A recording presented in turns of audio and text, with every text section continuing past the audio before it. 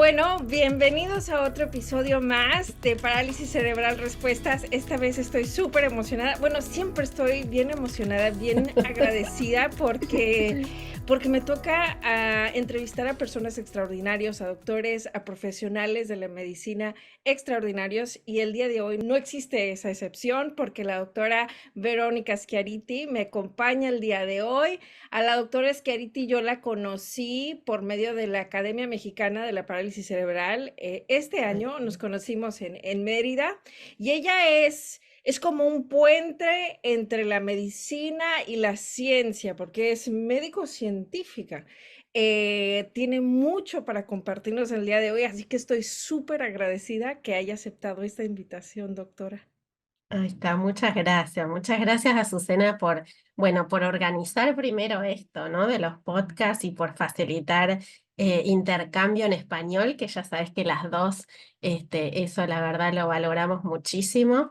Y después fíjate cómo las cosas están cambiando, que vos me estás entrevistando a mí, que esto era algo que para antes era como impensable, ¿no es cierto? Pero ahora mirá como todo llega, que uno pensaba que esto no iba a llegar, y vos entendés desde tu perspectiva, vos me vas a entrevistar a mí, así que me parece perfecto. Sí, sí, sí, y aparte que yo vi varios de sus presentaciones por YouTube de las diferentes cosas, o sea, usted tiene una trayectoria extensiva en todo tipo de temas, entonces vi sus presentaciones, vi que entrevistaba a personas también, que le han entrevistado también, obviamente, otras personas, pero la diferencia en mi caso es que yo soy una persona que ve con parálisis cerebral, entonces igual y la entrevista es de un ángulo distinto. Así que Ah, igual que usted, estoy súper, súper contenta de que podemos hacer esto en español. Doctora, vamos a iniciar desde el principio. muy bien. Díganos un poquito sobre su carrera como doctora, pero también cómo empieza este amor hacia la medicina. Ay, mira, bueno, yo soy originalmente de Neuquén, de la Patagonia, en Argentina, y estudié medicina en Buenos Aires, después pediatría, enseguida cuando estaba en medicina, pediatría iba a ser, ya viste, cuando uno se da cuenta que pediatría iba a ser lo mío, y después siempre tuve como una fascinación por el desarrollo. Y cuando estaba, por ejemplo, estudiando medicina, era ayudante de cátedra o teacher assistant, era de embriología, que era como, fíjate, los inicios, ¿no es Sí. cierto? Y que era todo tan, esa fascinación y esa sorpresa que te da la evolución. Y bueno, durante pediatría también empezás a ver qué orientación te gusta y todo lo que era neurodesarrollo, crecimiento. Así que hice un poco de entrenamiento ahí y después llegué a Canadá a hacer entrenamiento clínico y de investigación también acá en Canadá y hace 20 años que estoy acá trabajando en este tema. Y para mí es un tema que nunca tiene fin, o sea, terminas un proyecto y hay muchas preguntas que no pudiste contestar o aprendiste de ese proyecto y tenés que empezar otro. Y bueno, y ha sido una cadena interesante y que no tiene fin, así que otros tienen que tomar la posta después de todo lo que yo no pueda. No soy, perdón que le interrumpa, doctora. Nosotros nos conocimos porque yo fui a una de sus presentaciones que se llamó, bueno, usted dio dos durante la Academia Mexicana y una de ellas fue mis habilidades primero. Pero antes de que de que hablemos sobre eso en particular, quiero que me diga como pediatra, ¿qué es lo que miraba usted cuando miraba el expediente médico de un niño? ¿Qué es lo que leía o qué es lo que miraba? ¿Cómo describían al niño? Está. En ese momento, cuando uno está practicando y estás como muy envuelto en el día a día de lo que es, ¿no? La actividad clínica, uno tiene como cierta función de encontrar los problemas o las limitaciones de los chicos, y eso era lo que reflejaba mis reportes, mis historias clínicas y las de mis colegas. En ese momento no.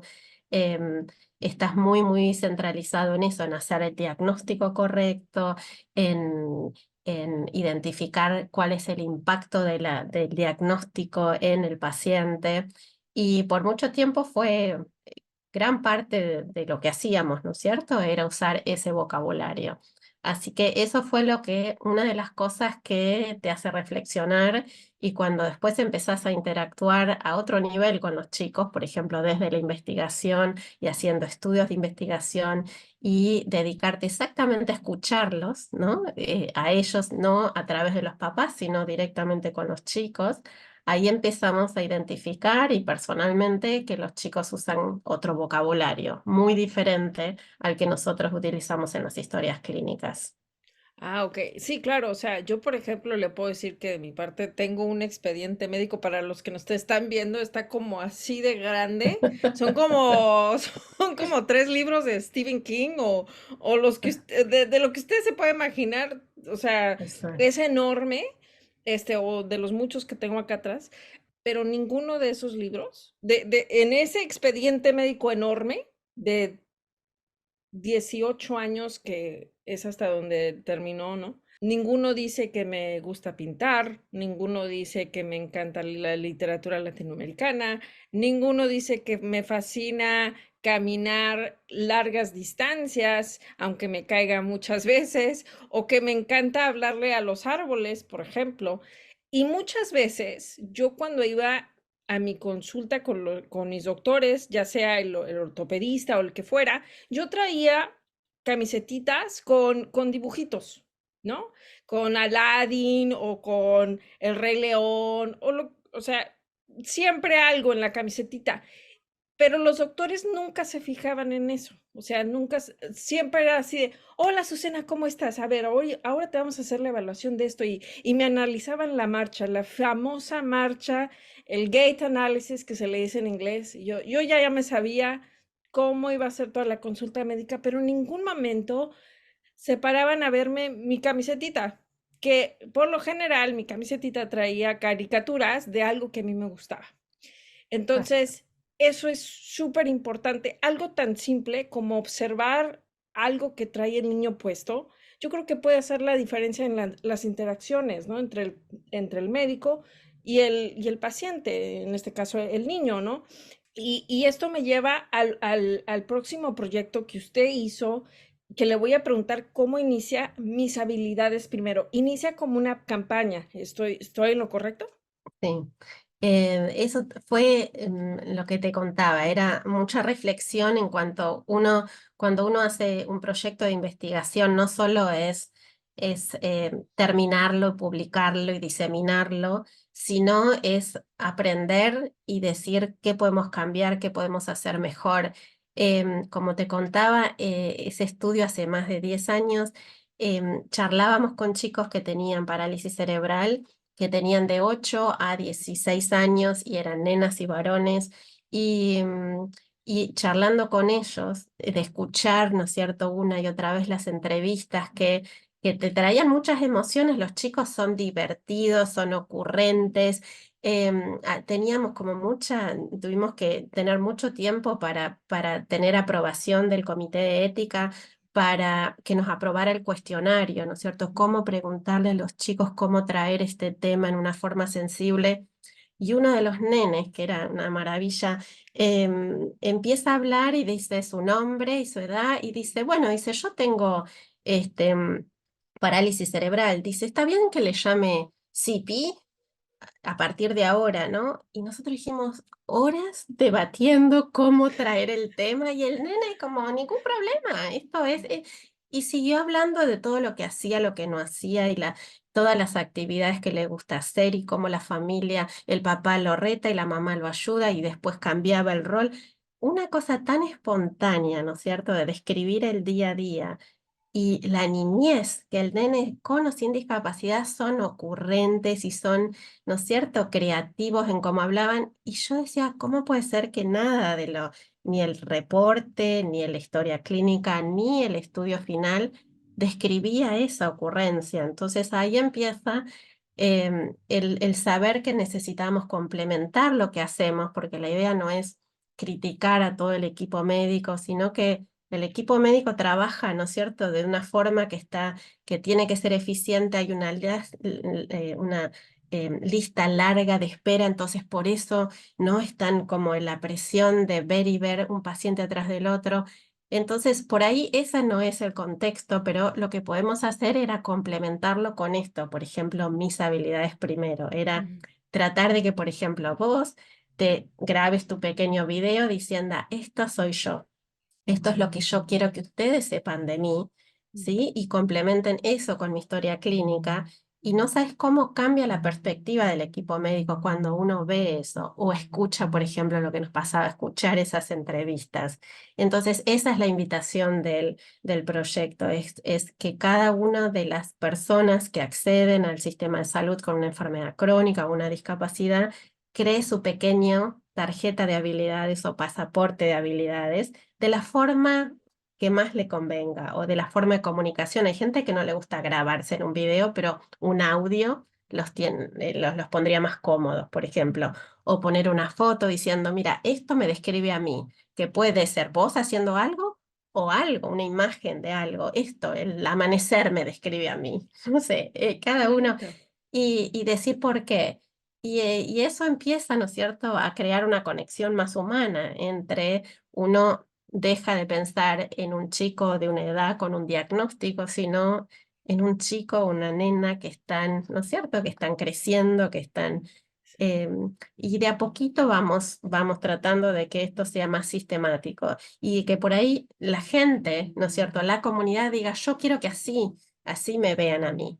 Primero vea mi video, primero vea esta información y después abra mi expediente alto, grande, pesado, em, de todos los días. Pero yo me imagino que los informes que vos recibías, porque eso también me hacía reflexionar, los informes médicos acá se mandan a la familia también. Mm. Entonces, ¿cuál es la impresión cuando lees, ¿no es cierto?, tú un informe así que está cargado de cosas negativas o cargado de es, te hace pensar, ¿no es cierto?, en cómo estás ayudando, a pesar de que hagas un trabajo muy eficiente, Sí, cómo llega esa información, cómo, sí. no sé, cuál es la impresión que te daba al leer ese informe a vos.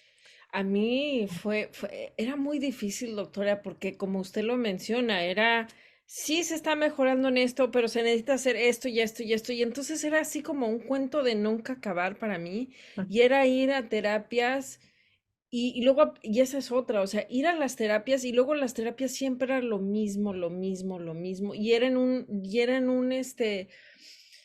En un centro muy controlado, donde no había tantos niños, donde era nada más yo y la fisioterapeuta. Entonces, no me gustaba para nada ir a la terapia, que si lo hubieras sabido, o sea, si yo supiera lo que sé hoy, cuando era chiquita, de que es tan difícil, y ese es ya otro problema que en otro episodio lo hablaré, que cuando uno crece, pues como que desaparece después de los 19 años y ya el cuidado es completamente distinto, ¿no? Pero cuando eres niño, pues estos, estas áreas tan controladas y que la terapia sea tan controlada y siempre lo mismo, pues no te ayuda. Y luego hay esta otra parte de como papás, mi mamá era muy sobreprotectora porque siempre creo que pensaba en mí como si fuera una niña siempre enferma, porque leía estos reportes, ¿no? Entonces era, a la niña tiene esto, tiene que ir a terapia de aquello. Y lo que usted menciona, cuando ves al niño como un niño, no como el diagnóstico, porque no somos solamente el diagnóstico, eso cambia, yo creo, digo, yo no soy médico, pero bajo la perspectiva del doctor y del equipo médico, pero también de los papás, de decir, ah, mira, pero mi niño puede hacer esto y puede hacer lo otro. Entonces es algo que se convierte en algo más grande que solamente el área en la medicina, sino en lo social, ¿no? Que yo creo que al final del día ese es el propósito, ¿no? De mis habilidades primero, que se le vea al paciente como persona, no solamente como paciente o su Claro. diagnóstico. Y también fuera de los contextos, esa es otra, por ejemplo, cuando vos haces tu tarjeta de habilidades, es fuera de un consultorio, fuera del hospital, ¿no es cierto? Entonces los chicos están en el ambiente que se sienten más cómodos, algunos los filman en el parque, otros en los centros de recreación, ¿no es cierto? Donde uno ve el potencial de los chicos. Y después las cosas también están cambiando, Azucena. Por ejemplo, ahora muchas terapias se hacen en la casa y tratando de que, por ejemplo, la familia sea el intermediario y no que tengas que ir y hacer algo repetitivo. Después también las terapias están tratando de que se unan a actividades de la vida diaria. Es como si dijeras, Ujú. bueno, voy a agarrar el cepillo 3 veces, hacer movimientos que están, ¿entendés? Es poner la terapia dentro de las rutinas de la casa o del día a día. Entonces el nene no empieza a ver, oh, esto es lo mismo de ir y hacer solito, sino ahora también con mucha tecnología hay chicos que con realidad virtual están jugando a algo y están en una bicicleta, o sea, es como Sí, no se dan cuenta que están, y la idea es el juego, dice, les ponen metas en el juego, entonces los nenes en algún momento hacen más rápido para poder llegar a la meta. Las cosas están cambiando, o sea, hay opciones diferentes que no sea esto, ¿no? Terapias repetitivas o que no veas cuál es, o que estés sola, ¿no es cierto? Imagínate un chico solo en un contexto que en general, cuando uno va a estos centros de salud y todo, hay cierto temor, ¿no es cierto? De que claro. me van a hacer algo, que me va a doler, que lo desconocido. Entonces, eso es lo que estamos tratando también de cambiar, de que sea como más humano, más cotidiano, que no parezca ya los olores de los centros ¿no? de salud y todo es diferente. Entonces, bueno, los ruidos, de repente hay alarmas, de repente, o sea, todas esas cosas de a poquito en la rehabilitación se van a ir cambiando.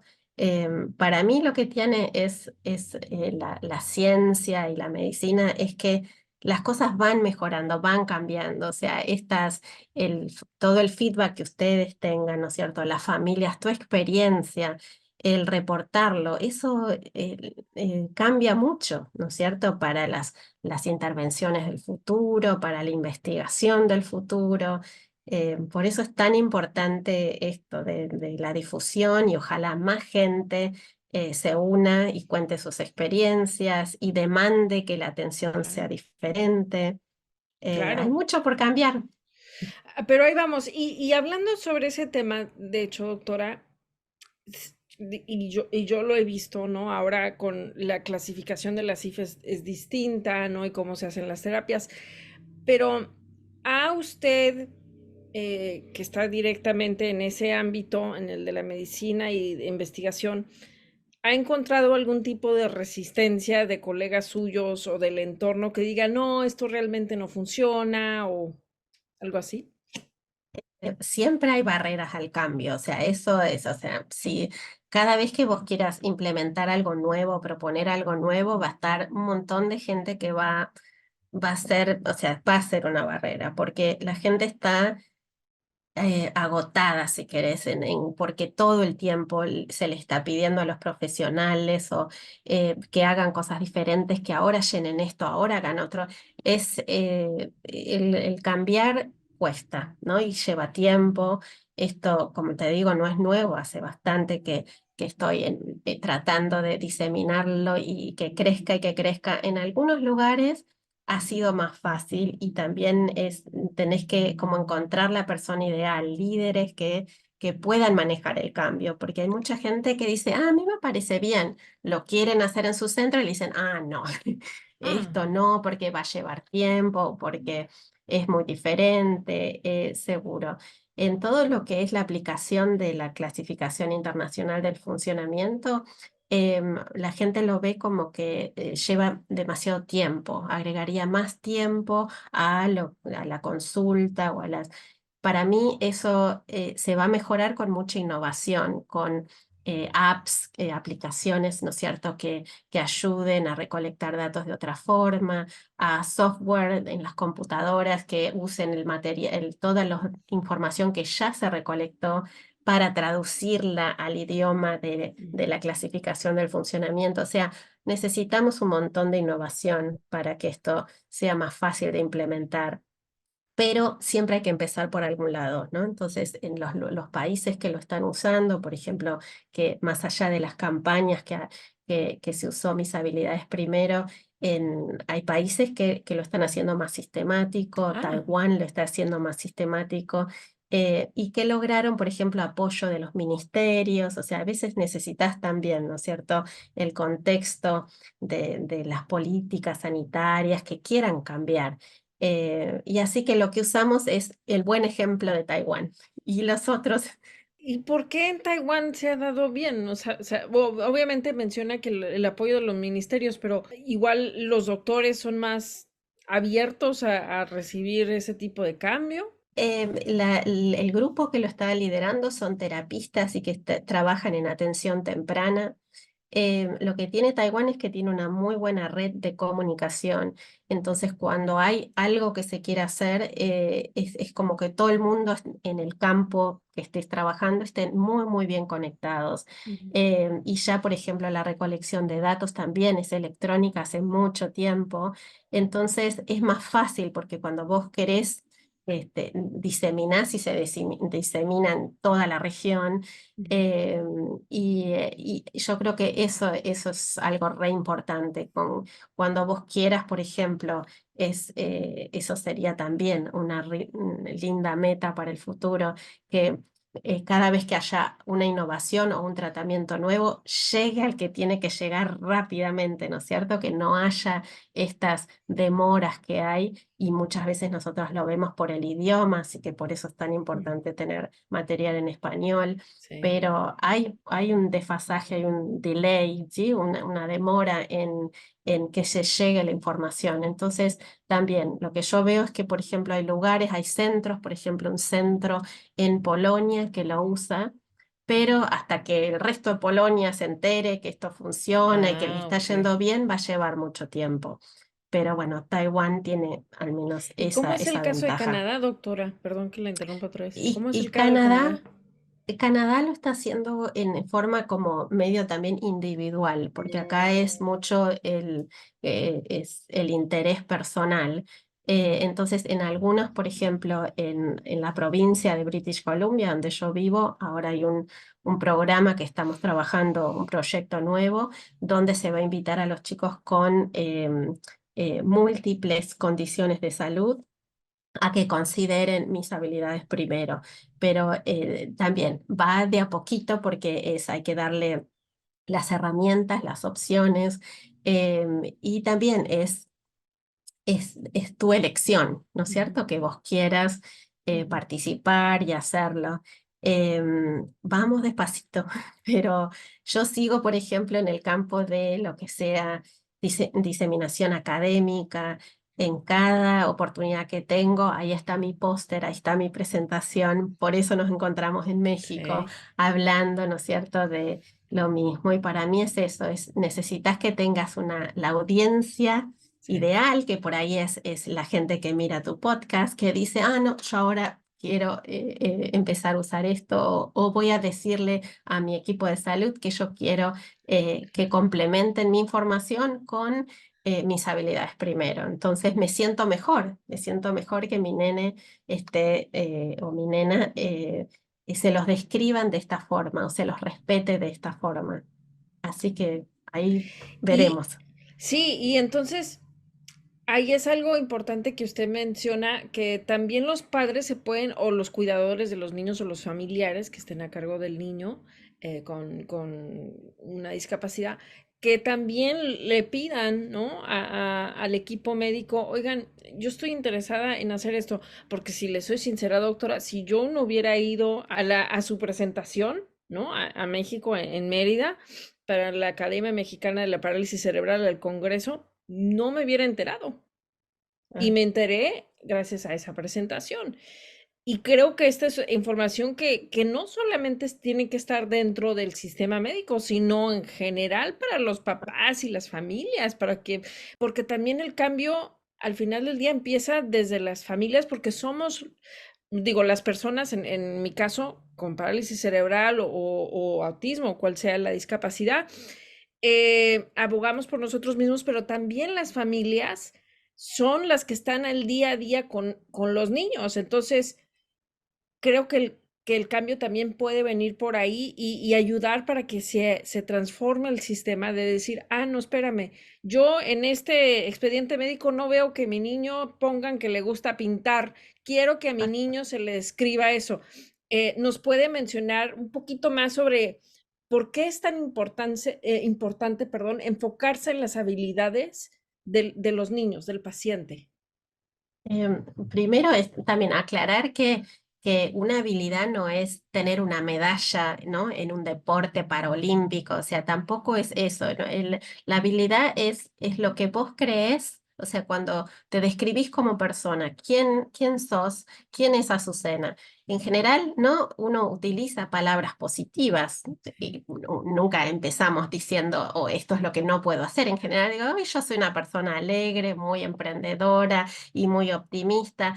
Em, Eso es lo mismo con o sin discapacidad. Entonces, ese es el planteo, ¿no es cierto? De tener por qué el sistema de salud describe a la persona con ciertos adjetivos y con ciertas palabras y no hay tiempo en la parte, bueno, lo damos por hecho que algunas cosas puede hacer, pero para mí esa es una de las cosas fundamentales, que es hacerlo mucho más humano. Es decir, bueno, antes la historia clínica no se tendría ni que abrir, primero tendría que decir, si usted no vio el videíto de Azucena describiendo a Sí, sí misma, no puede seguir adelante. sí. Una cosa así, como diciendo, tenés que tener esa visión de la persona fuera del contexto del centro de salud y tener esa impresión en uno y cambia un montón el antes y después. Yo a veces hago talleres donde les muestro, que no sé si estás en esa presentación donde, por ejemplo, hay una nena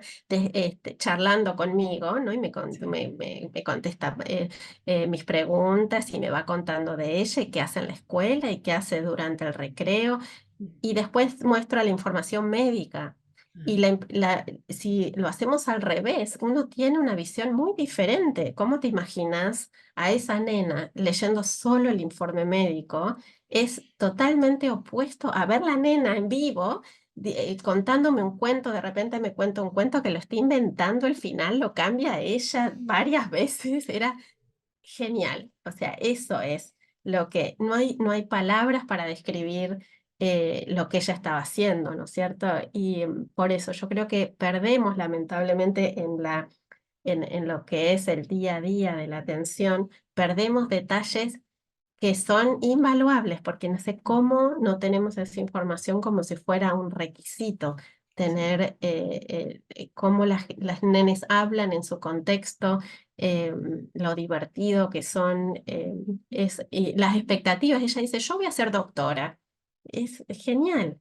Y nadie le preguntó qué quiere ser cuando Sí. crezca o qué querría ser.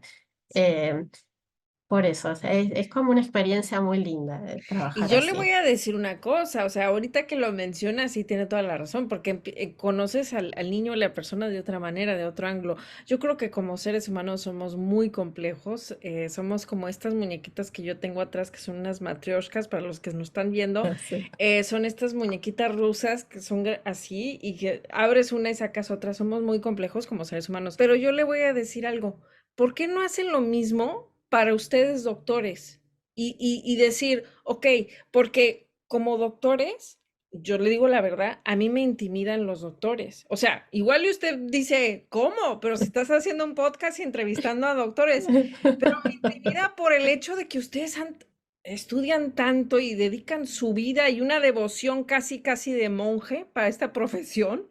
Entonces, este, me intimida eso de una buena manera, ¿no? Y entonces ves al doctor y las familias también, ah, no, es que es lo que diga el doctor, ¿no? O sea, el doctor dice esto y entonces el doctor, eso es todo lo que es. Y no se le cuestiona y no se le dice, doctor, pero ¿qué tal si hacemos esto? Digo, igual de a poquito va cambiando, pero todavía existe este velo de decir, ah, no, espérame, o sea, no, es que este es el doctor y yo solamente, yo soy el paciente, yo soy la mamá y no. Entonces, ¿por qué no hacen lo mismo con los doctores y hacen un video de introducirse, ¿no? De decir, yo soy la doctora Verónica Schiariti y a mí me gusta, no sé, me gusta Borges, me gusta Cortázar, ¿no? Yo estoy hablando de literatura porque esto Sí. es lo primero que se me viene. Pero yo creo que eso también sería bonito, el Sí, intercambio, ¿no? Igual yo ya le estoy sí. agregando más trabajo a los doctores y ya no me van a querer. Sí, sí, o sea, yo en los talleres hago ese ejercicio, la gente primero se presenta a sí misma, ¿entendés? Entre ellos. Sí, Yo me presento y también me describo, ¿entendés? ¿Cuál es? Y primero hacen ese ejercicio y ahí es donde ven el contraste porque después les digo, bueno, ahora describan un paciente, describan un paciente interesante y cambian el vocabulario automáticamente. Bueno, yo sí, vi un paciente y empiezan con los diagnósticos sí, entonces empiezan a ver el contraste y hacemos una nube de palabras y una nube de palabras, todas positivas acerca de ellos mismos y todas negativas acerca de los pacientes. Entonces, sí, sí, yo creo que da para ese tipo de reflexión y decir, ustedes quieren saber más allá. Igual también lo que vos decías que de ir y que el doctor tiene la última palabra, depende mucho también de la cultura, porque yo te digo, la gente latina tiene esa convicción, no importa qué país latino, es la última palabra el doctor. Pero, por ejemplo, la cultura más anglosajona, la gente acá en Canadá, eso no es así. ah, Van y negocian, o sea, reciben la información. Pero ujú, después ellos tienen la última palabra y preguntan un montón y por ahí dicen, no, a mí no me parece de ese porcentaje, entonces con la medicación tengo tal porcentaje de beneficio, bueno, opto por no que así en el contexto latino no existe eso. Es más, están esperando lo que usted diga, doctor. Me dice 3 pastillas más, 3 pastillas más. ¿Me entendés? Y eso es otra de las cosas que también es lindo de ver cómo funciona el sistema de salud en otros lugares para decir hay mucho por aprender. ujú, Y viceversa, yo creo que la calidez de la atención de salud en el contexto latino es mucho mayor que ¿no? En Norteamérica, hacia Estados Unidos, sí, Canadá, porque vos ya sabes cómo es, ¿no es cierto? Entre que nadie, la interacción física y que no ser demasiado ujú, amistoso, no sé, hay un sí, montón de cosas que no están bien vistos cuando sí, uno vaya y abraza al paciente y le hace, ¿no? Entonces hay un montón de cosas que nos podemos beneficiar de los distintos contextos, pero eso es uno, el poder cuestionar y decir, no estoy de acuerdo, o dígame por qué, explíqueme más. sí, Muchas veces en el campo de la rehabilitación no es que se sabe todo, hay muchas cosas que pueden beneficiar, pero no, es muy difícil, ahí no hay cosas concretas. Entonces es importante, ¿no? Mostrar esa información y decir, la decisión es tuya. Esto funciona en tu día a día, podés venir a la terapia o podés hacer tal intervención y por ahí vos decís, no, ya opto que no, no me parece, o dígame en serio, entre las 3 opciones, ¿cuál es la mejor? Hay un montón de diálogo, hay un montón de cosas que las familias pueden sí. preguntar y decidir. Sí, que debería, a ver, yo digo, debería, me gustaría que hubiera un poco más de diálogo abierto en nuestras culturas de decir, a ver, doctor, Ah, no me parece porque tal o cual cosa, ah, ¿no? Pero te exacto. digo, O igual, quisiera leer, sí, o quisiera tiempo para reflexionar si esto es nada, no, tienen que decidir en el momento de la consulta, decidir esto sí, esto no, podés tomar tu tiempo y revisarlo, eso es importante, ¿no?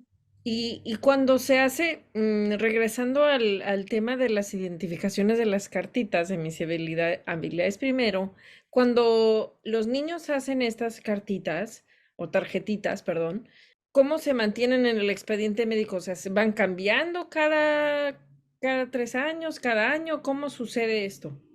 ¿Cuál es la Lo que dinámica? están, claro, lo que están haciendo, por ejemplo, en Taiwán, en Brasil, en Polonia, es vos creas un video y el Ajá, video, vos puedes tener un QR code, ¿no? Un ajá, QR, que lo compartís con la historia clínica, o sea que todo el equipo médico podría acceder al video y obviamente la familia y el niño o la niña tienen una copia, o sea, es como si fuera tu ID, tu identificación, o ujú, sea, que tiene que estar con vos. Y después a medida que van creciendo, obviamente lo pueden ir cambiando o a medida que todo el mundo va cambiando Claro. ¿no? de preferencias y de actividades favoritas o de rutinas favoritas, o sea que lo van cambiando según la necesidad em, que van creciendo. Esto tiene muy pocos años el proyecto, o sea que no es que esto, por ejemplo, Taiwán hace 2 años que tiene Mm, fondos y apoyo para hacer sí, esto. Polonia lo hace en un centro específico de rehabilitación y los chicos van cambiando según ellos claro, mismos saben cuándo. claro. Esto inició, si no tengo, si no mal entendí, después de la pandemia, ¿no? Cuando, No, no, se publicó antes de la pandemia eh, y, o sea, justo casi cuando más o menos se declara la pandemia, en abril del 2020, ok, pero ya veníamos trabajando, por eso yo venía diseminando, viste que siempre por ahí las publicaciones llevan más tiempo de sí, lo que el proyecto. Entonces yo ya venía diseminando o sea, la gente lo conocía en algunos campos por las presentaciones en conferencias o pósters o los videos que están en YouTube, o sea, había gente que ya lo había visto. ah, Entonces cada uno empezó a tratar de utilizarlo en forma local. ajá. ¿Y cómo ha visto cuál es el cambio entre los niños, por ejemplo, que no lo tenían o no lo, sí, o sea, no lo tienen todavía, porque esto sigue siendo algo paso a pasito, y los niños que sí lo tienen en su expediente? ¿Cuál es una observación que usted ha visto? Sí, en general es este mismo ejercicio que yo hago de mostrarles un nene antes y después, o sea, cuando vemos el video es un gran momento de reflexión porque decís, ay, esto la verdad no está reflejado en la historia clínica, o sea, eso es seguro. Em, en general, igual en los centros, por ejemplo, que se está usando más, son centros donde ya el equipo interdisciplinario conoce muy bien a los chicos, o sea, hay gente que no se sorprende porque realmente conocía a los Ok, chicos y entonces decían esto es ideal, ¿no? Que hagan, por ejemplo, hay un centro también en Argentina que lo ha hecho, que yo sé que muchos del equipo ya sabían qué iban a decir los chicos o qué iban a filmar o grabarse, pero lo lindo es cuando se los mostrás a más gente y claro, mostrás el antes y después y mostrás claro, chicos cantando canciones que están populares en la radio y decís, ay, míralo, o mirá lo que dicen, o mirá cómo se muestran, y que nada de eso puede reflejar la historia clínica o el expediente médico. Así que claro, en general todas las reacciones han sido positivas. ajá,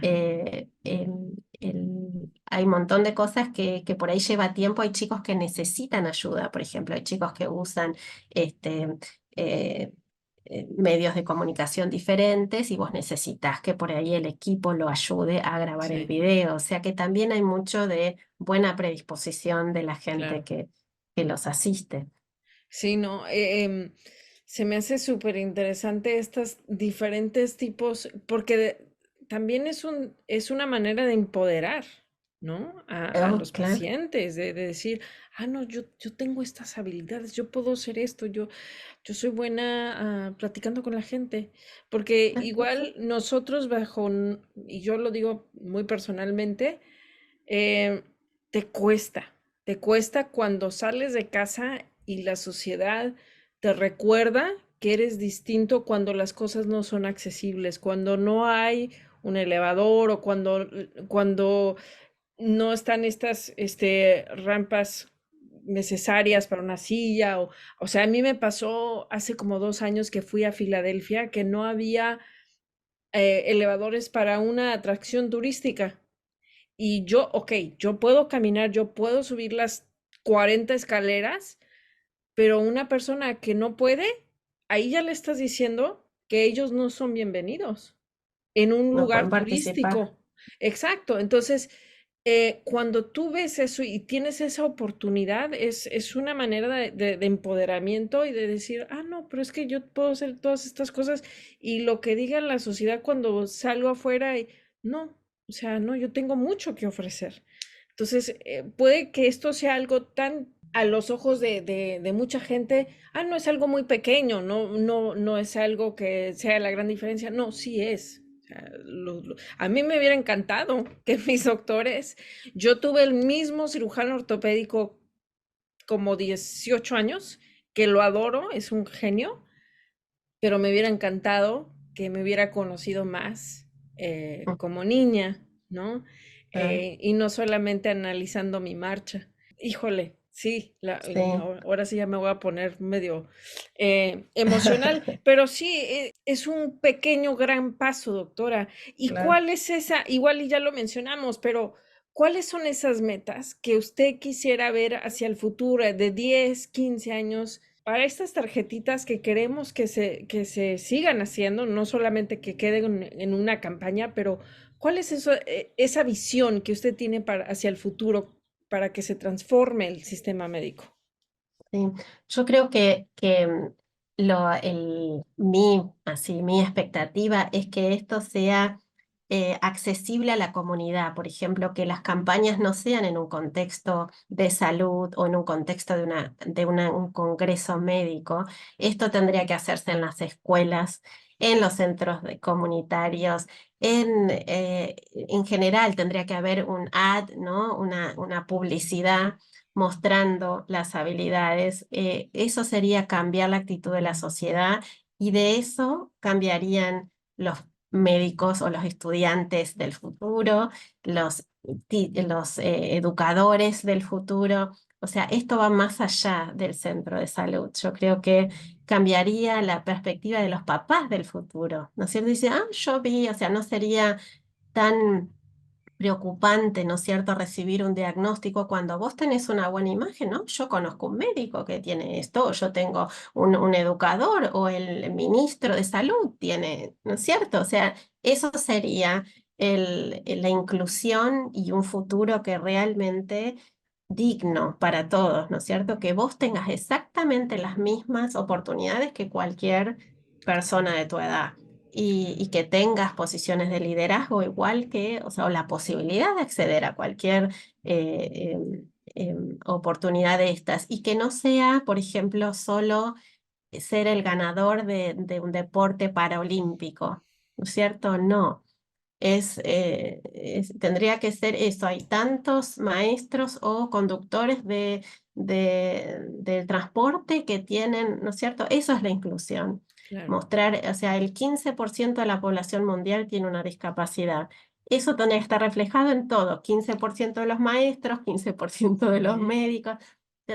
Eso sería una inclusión plena. Para mí ese es el objetivo, que demostrar esto así es como decir, yo entonces podría tener profesionales o trabajadores con Sí, distintas habilidades, ¿no es cierto? Si todo el mundo tiene algo para aportar. claro. Em, y los servicios para todos cambiarían, porque si hay gente con discapacidad en distintas profesiones, el trato cambia también, porque imagínate que vos tenés una visión muy diferente y tu experiencia de vida hasta ahora ha sido diferente y vos podés decir todo lo que funcionó y cambiar todo lo que no, o Sí, tratar de cambiarlo. Así que claro. ese sería un futuro Sí, mejor. y encontrar a más personas que tengan experiencias de vida similares, ¿no? Es como se Claro, claro, y crea en la distintos comunidad. diagnósticos, imagínate que o sea, te podés unir. em, las dos tenemos, por ejemplo, referencias de gente que cambió un montón de cosas, ¿no es cierto? La otra vez Sí, hablábamos Judy Human. de Judy Human y ¿no? Toda esa generación que cambió el mundo con trabajar en la Convención de los Derechos de las Personas con Sí, Discapacidad. Y ellos hicieron mucho y era un contexto diferente porque lucharon por casi, ¿no? Lo básico, que decís, ¿cómo puede ser que no había derechos básicos? sí, Y ahora a todos nosotros nos toca moverlo más allá, ¿no es claro, cierto? Y es decir, bueno, ahora queremos no solo la inclusión en papeles y en algunas regulaciones, sino en la realidad, que se refleje realmente en los datos que recolectamos, sí, en el trato, en sí. las interacciones, en distintos contextos. Así Claro. que eso nos tocó a nosotras, Sí, seguirla, ¿no? Seguir, sí, claro, y tomar la seguir posta luchando. de Sí, Judy y seguir para adelante. claro. La inclusión debería ser, no es la meta final, sino un pilar del cual seguir construyendo, ¿no? Este, y tengo entendido que en Canadá no hay ADA, o sea, no existe obviamente, pues es el ADA para la gente que nos escucha es el American with Disabilities Act. Es una ley que requiere en Estados Unidos que todos los edificios y todos los edificios públicos sean accesibles para personas con discapacidad. Y creo que en Canadá todavía no existe En, como Can- país. Claro, en Canadá, o sea, todos los edificios nuevos tienen que seguir la regulación, ¿no es cierto?, para ser accesible. Los edificios que tienen, no sé cuántos años, o fueron construidos hace, no sé, 50 años, hay como si fuera todo lo que se pueda adaptar, lo tienen que adaptar si es algo Mm, público, pero creo que hay como cierto entendimiento de que si tienen no sé cuántos años de construcción, ya se ve. bueno, que no se toma en cuenta, pero sí hay regulaciones para ser accesible, Vale. y va dependiendo de cada lugar. Y usted bueno, usted también es defensora de los derechos de los niños a nivel internacional, ¿no? Es que la doctora Schiaretti tiene mucho en su currículum y realmente me enfoqué en una parte muy específica que es lo de mis habilidades primero y creo que habrá otros episodios con ella. Claro, sí me dice que sí, pero este... Em, le iba a preguntar, ¿cuál es algún consejo que usted les da a los papás ahora que estamos hablando y que su visión sería que esto sea mucho más allá del contexto médico y de las clínicas y los hospitales, que sea en la sociedad en general? ¿Cómo pueden ayudar los papás o los familiares, los cuidadores, a implementar algo así, como una tarjeta de identificación? ¿Qué consejo les diría? O sea, que vayan con su doctor y le digan, a ver, yo escuché esto, ¿puedo hacer esto para mi niño? ¿Qué consejos daría, doctora, a los papás Ah, que nos escuchan? Yo creo que crearlo directamente, o sea, yo te puedo compartir, por ejemplo, algunos ejemplos que vos podés poner en tu canal, es verlo y la verdad crearlo, es algo divertido de hacer y decir, miren, nosotros, o sea, si hay redes, si participan en distintas asociaciones, es decir, ¿por qué no vamos por este lado? ¿Por qué no creamos?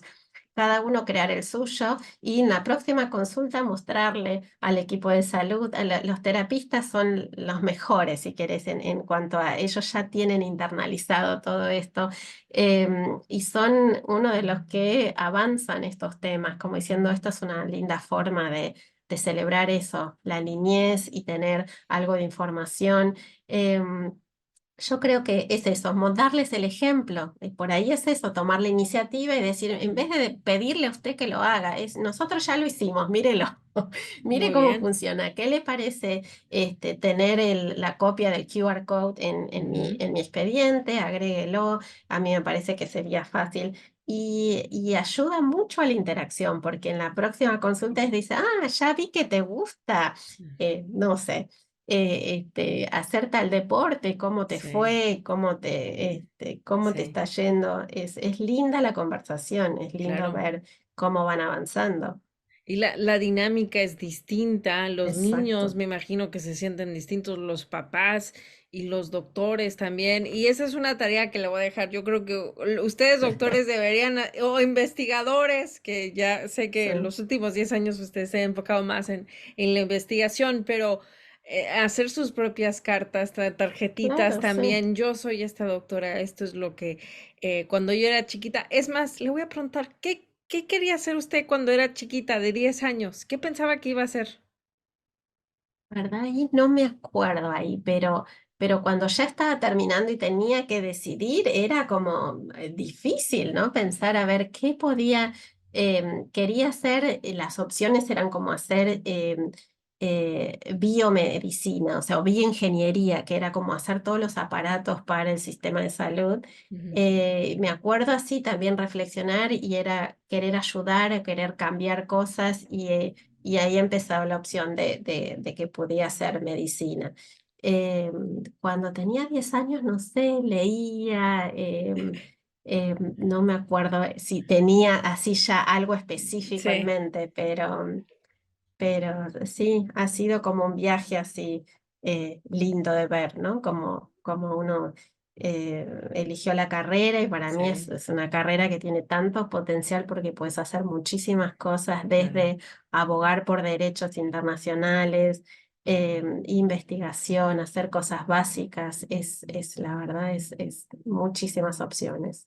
Y bueno, ya se nos fue toda la hora, doctora, pasó el tiempo volando, pero le voy a preguntar, y la última pregunta, ¿qué es lo más gratificante que le deja su carrera? Bueno, por ejemplo, llegar a esto, a este podcast hoy, eso es algo realmente gratificante, porque es lo que yo decía, es la inclusión real va a ser cuando eh, gente con experiencias de vida estén dando estas charlas, ¿no es cierto? O participando en las actividades académicas o de formación profesional o de promoción en la comunidad, o sea, esa es exactamente.